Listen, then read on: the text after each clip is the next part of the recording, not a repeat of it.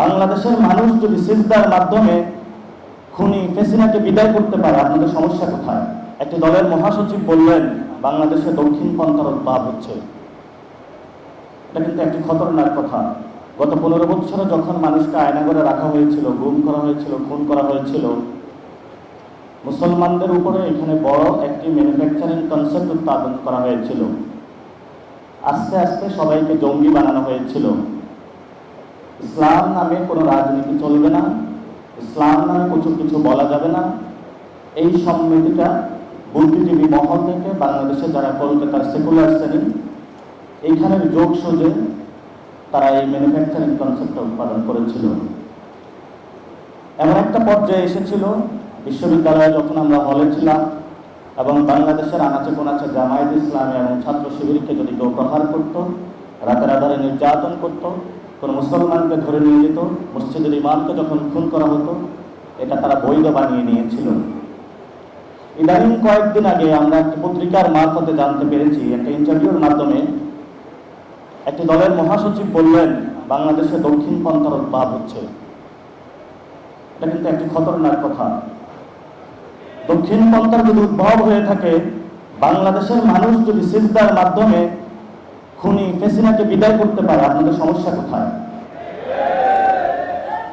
আমরা দেখতে পাচ্ছি একটি দল যখন জঙ্গিবাদের তকমা দিয়ে বাংলাদেশের মানুষকে নির্যাতন চালিয়েছিল, নতুনভাবে আবার কিভাবে দক্ষিণ পন্থা দেখিয়ে, জুজুর ভয় দেখিয়ে আবার মুসলমানদের উপরে নির্যাতন চালাতে পারে, সেই ব্যবস্থা বর্তমানে আমরা দেখতে পাচ্ছি। ভবিষ্যতের পথরেখা তারা তৈরি করছে।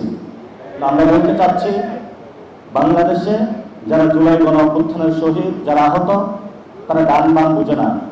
আমরা পৃথিবীতে বাংলাদেশের উত্থান চাই।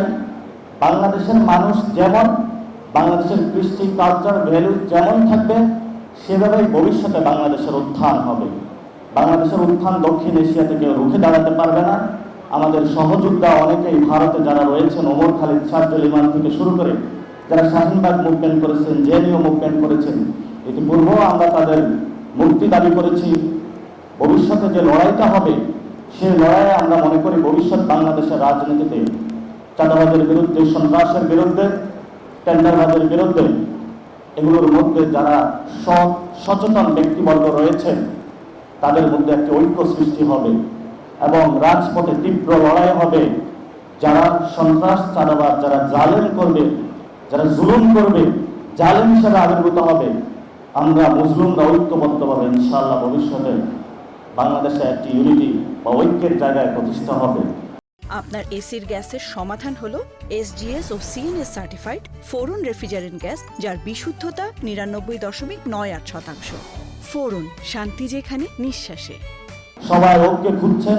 ভবিষ্যৎ বাংলাদেশে মুসলিমদের যেভাবে ঐক্য হয়েছিল, আবার ঐক্য প্রতিষ্ঠা হবে। দক্ষিণ এশিয়াতে আপনারা দেখতে পাচ্ছেন, ইমরান খান দুর্নীতির বিরুদ্ধে লড়েছিল, ইমরান খানকে বন্দী করে রেখেছিল।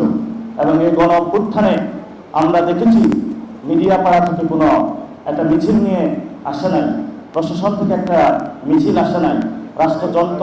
আমরা এগুলো ভাঙব। আমরা এই পরিস্থিতির মধ্যে দিয়ে যাচ্ছি। আপনারা সে লড়াইয়ে থাকবেন।